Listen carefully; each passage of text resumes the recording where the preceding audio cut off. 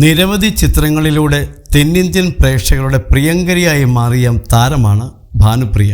ഒരു കാലത്ത് താരശോഭയിൽ നിറഞ്ഞു നിന്നിരുന്ന നടിയുടെ ഇപ്പോഴത്തെ ജീവിതം അത്ര സുഖകരമല്ല.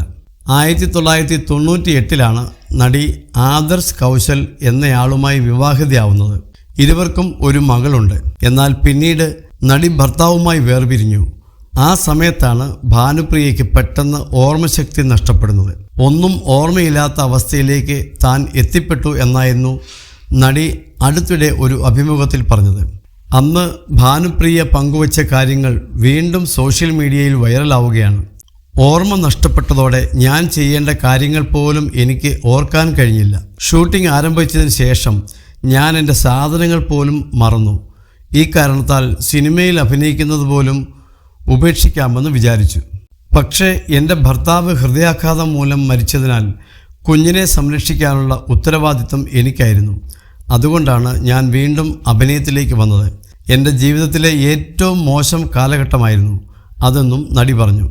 മാത്രമല്ല, ഭർത്താവുമായി വേർപിരിഞ്ഞാണ് താമസിക്കുന്നതെന്ന അഭ്യൂഹത്തെക്കുറിച്ചും അഭിമുഖത്തിൽ ഭാനുപ്രിയ വിശദീകരിച്ചു. ഞാനും ഭർത്താവും വിവാഹമോചിതരായിട്ടില്ല. ഇതിനെക്കുറിച്ച് നിരവധി അഭ്യൂഹങ്ങൾ പ്രചരിക്കുന്നുണ്ട്.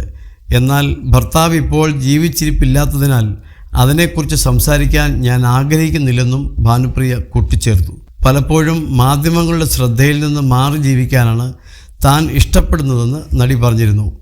കൂടുതൽ സമയവും വീട്ടിലിരിക്കാനും പുസ്തകങ്ങൾ വായിക്കുവാനും പാട്ട് കേൾക്കാനും ദൈനംദിന ജോലികൾ ചെയ്യാനുമാണ് താൻ ഇഷ്ടപ്പെടുന്നത്.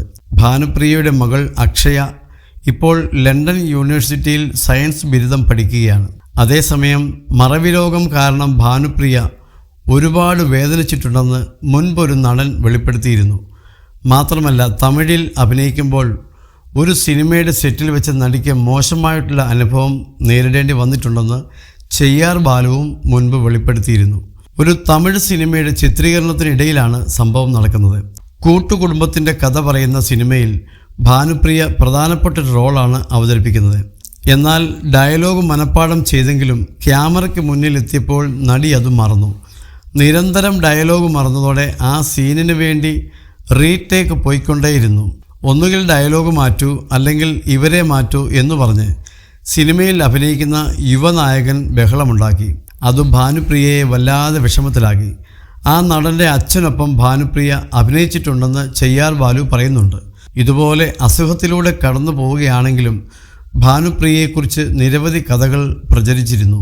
എന്നാൽ സിനിമാ മേഖലയിലുള്ള സുഹൃത്തുക്കളിൽ ആരും തന്നെ നടിയെ ഫോൺ വിളിച്ചു പോലും എന്തു പറ്റിയെന്ന് ചോദിച്ചിട്ടില്ല. ഒടുവിൽ നടി രാധ നേരിട്ട് വന്ന് ഭാനുപ്രിയയെ കാണുകയും സുഖവിവരം അന്വേഷിക്കുകയും ചെയ്തിരുന്നു. അത്തരത്തിലുള്ള അവസ്ഥയിലൂടെയാണ് ഭാനുപ്രിയ കടന്നുപോയതെന്നാണ് റിപ്പോർട്ടുകൾ. മംഗഭാനു എന്നാണ് ഭാനുപ്രിയയുടെ യഥാർത്ഥ പേര്. ആന്ധ്രയിലാണ് ജനിച്ചതെങ്കിലും നടിയുടെ കുടുംബം ചെന്നൈയിലേക്ക് താമസം മാറ്റിയിരുന്നു. നടി ശാന്തിപ്രിയ ആണ് ഭാനുപ്രിയയുടെ സഹോദരി. ഗോപി കൃഷ്ണ എന്ന സഹോദരനുമുണ്ട്. 1983 മെല്ലെ പേസുങ്കൾ എന്ന തമിഴ് ചിത്രത്തിലൂടെയാണ് ഭാനുപ്രിയ അഭിനയ രംഗത്തേക്ക് കടക്കുന്നത്.